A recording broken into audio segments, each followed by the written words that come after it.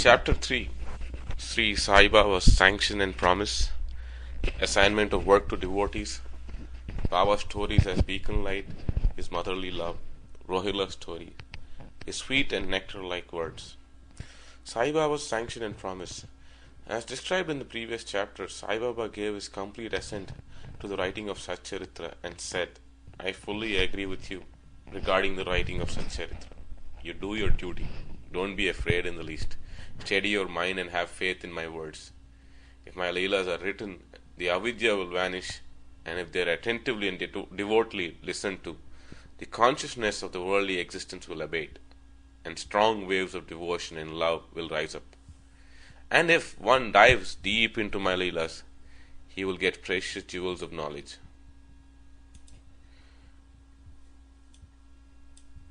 Hearing this, the author was much pleased. He at once became fearless and confident, and thought that was work going to be a success. Then turning to Shama, Sai Baba said, If a man utters my name with love, I shall fulfill all his wishes, increase his devotion. And if he sings earnestly my life and my deeds, him I shall beset in front and back and on all sides. Those devotees who are attached to me, heart and soul, will naturally feel happiness when they hear these stories. Believe me that if anybody sings my Leelas, I will give them infinite joy and everlasting contentment. It is my special characteristic to free any person who surrenders completely to me and who does worship me faithfully and who remembers me and meditates on me constantly. How can there be consciousness of worldly objects and sensations who utter my name, who worship me, who think of my stories and my life, and who thus always remember me? I shall draw out my devotees from the jaws of death. If my stories are listened to, all the diseases will be got rid of. So, hear my stories with respect, and think and meditate on them, assimilate them. This is the way of happiness and contentment. The pride and egoism of devotees will vanish. The mind of the hearers will be set at rest. If it has wholehearted and complete faith, it will be one with supreme consciousness. The simple remembrance of my name as Sai, Sai will do away with sins of speech and hearing.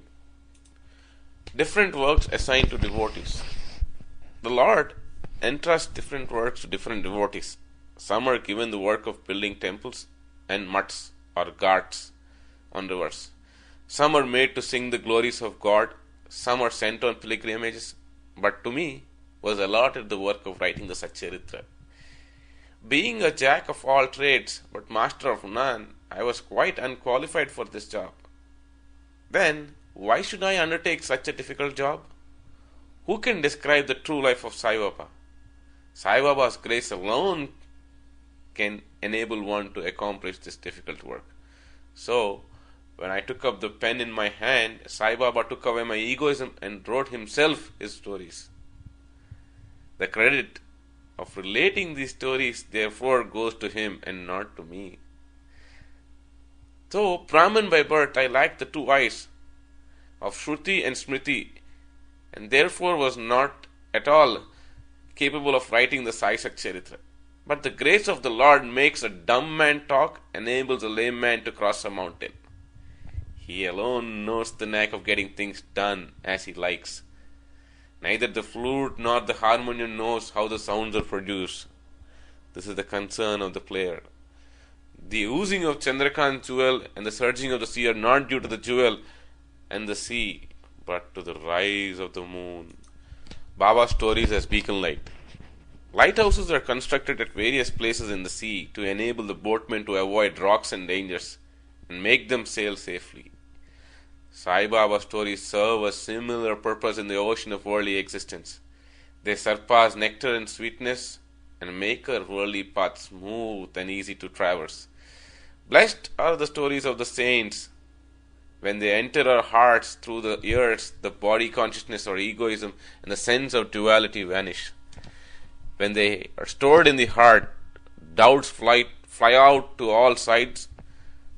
Pride of the body will fall, and the wisdom will be stored in abundance. The description of Baba's pure fame and the hearing of the same with love will destroy the sins of devotee, and therefore this is a simple sadhana for attaining salvation. The sadhana for Krita age was Shamadana, the tranquility of mind and body. For the Treta age, sacrifice. For Dwapara, worship. For Kali age, it is singing the name and glory of the Lord. This last sadhana is open to all people of 4 varnas. The other sadhanas, yoga, yagya, jnana and dharana, are very difficult to practice, but singing and hearing the stories and the glory of Lord is very easy. We have only to turn our attention towards them. The listening and singing of the stories will remove the attachment to the senses and their objects, and will make the devotees dispassionate, and will ultimately lead them to self-realization. With this end in view, Sai Baba made me help to write his stories, Sai Charitamrita. The devotees may now easily read and hear the stories of Sai Baba, and while doing so, meditate on him, his form, and thus attain devotion to Guru and God, Sai Baba. Get detachment and self-realization. In the preparation and writing of this work, Sai Charitamrita, it is Sai Baba's grace which has accomplished everything. Motherly love of Sai Baba. Everybody knows how a cow loves her infant calf. Her udder is full, and when the calf wants milk and dashes at the udder, out comes the milk in an unceasing flow. Similarly, a human mother knows the wants of her child and feeds it at her breast in time. In case of dressing and adorning the child, mother takes particular care to see that this is well done. The child knows or cares nothing about this, but the mother's joy knows no bounds when she sees her child beautifully dressed and adorned. The love of mother is peculiar, extraordinary and disinterested, and has no parallel. Sadgurus feel this motherly love towards their disciples. Sai Baba had the same love towards me, and I give an instance of it below. In 1680, I retired from government service. The pension that was settled in my case was not sufficient to maintain my family decently. On Guru Purnima, the 15th of Ashada day of that year, I went to Shirdi with other devotees. There, Mr. Anna Chinchinakar, of his own accord, prayed to Baba for me as follows: "Please look kindly on him. The pension he gets is quite insufficient. His family is growing. Give him some other appointment, remove his anxiety, and make him happy." Baba then replied, "He will get some other job, but now he should serve me and be happy. His dishes will be ever full and never empty. He should turn all his attention towards me and avoid the company of atheists, irreligious and wicked people. He should be meek and humble towards all and worship me heart and soul. If he does this, he will get eternal happiness." The question, who is this he, whose worship is advocated, is already answered in a note on who is Sai Baba in the prologue at the beginning of this work. Rohila's story. The story of Rohila illustrates Sai Baba's all-embracing love. One Rohila, tall and well-built, strong as a bull, came to Shirdi, wearing a long kafni, and was enamored of Sai, who stayed there. Day and night he used to recite in loud and harsh tone kalma, the verses from Holy Quran, and shout, "Allahu Akbar, God is great." Most people of Shirdi were working in their fields by day, and when they returned to their homes at night, they were welcomed with Rohila's harsh cries and shout. They could not get no sleep, and felt much trouble and inconvenience. They suffered in silence this nuisance for some days, and when they could stand it no longer, they approached Baba, and requested him to check the Rohila and stop the nuisance. Baba did not attend to their complaint. On the contrary, Baba took the villagers to task, and asked them to mind their own business, and not the Rohila. He said to him that Rohila had got a very bad wife, a Zantipi, who tried to come in and trouble the Rohila and himself. But hearing the Rohila's prayers, she dared not enter, and they were at peace and happy. In fact, the Rohila had no wife, and by this, his wife, Baba meant Durbuddhi, bad thoughts. As Baba liked prayers and cries to God better than anything else, he took the side of Rohila and asked the villagers to wait and suffer the nuisance, which would abate in due course. Baba's sweet and nectar-like words. One day at noon, after the Aarti, devotees were returning to their lodgings when Baba gave the following beautiful advice. Be wherever you like, do whatever you choose. Remember this, well, that all what you do is known to me. I am the inner ruler of all and seated in their hearts. I am envelop all the creatures, the movable and the immovable world. I am the controller, the wire puller of the show of this universe.